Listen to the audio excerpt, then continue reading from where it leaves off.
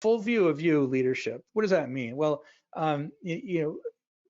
there's this, if you just imagine in the middle is you, and you fully understand or think you know who you are, and yet there's all these others who have perceptions of you, which may or may not be true, by the way, right? We all have our own truths. So just knowing them though about those truths, because every truth happens with interaction. So if you have one interaction that wasn't quite good and it was only one interaction, you have very small data points with that person.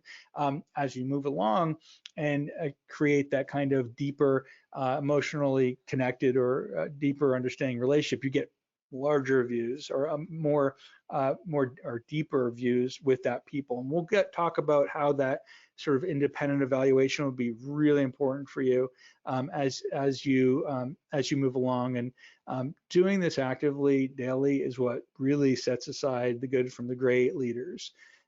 Why is this so important?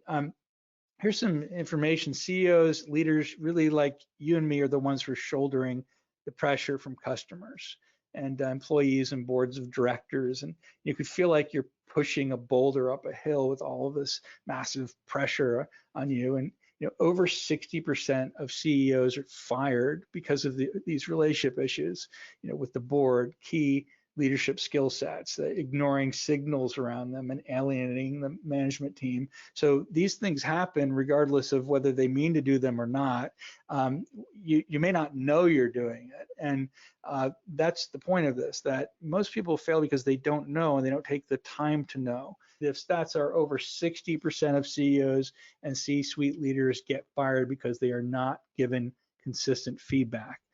They're like a frog who's slowly boiling in water until it's too late. There's the frog over there in the boiling water. They wait a year to get the review until it's too late. So the yearly performance appraisal, it's one of the most ridiculous things in HR today. Everybody agrees on it because what we need now more than ever is consistent feedback, feed forward advice, so we know where we stand at all times, and we can correct or be able to create more consensus between those individuals to enable our best selves to come out, our best leadership to come out on a consistent basis, or to right things that perhaps are wrong and need to be reset. And I don't think that's right. I don't think it's fair. And that's why this process, my process, is so successful, because it gives you that chance to understand the perceptions and that analysis, do the cost benefit, and make great things happen, achieve your goals. So with a reliable system for building trust and relationship with your board and your management team, which is where it starts, you can escape this boiling pot, escape it, and sort of get that boulder right up to the top of the mountain much easier, with people around you, with your board around you, with your people around you who fully understand your goals, your milestones, your vision, and who you are, and how clear you are about your self-awareness and how others perceive you, which really is the main step in all of leadership effectiveness, is this understanding of who you are versus how others perceive you.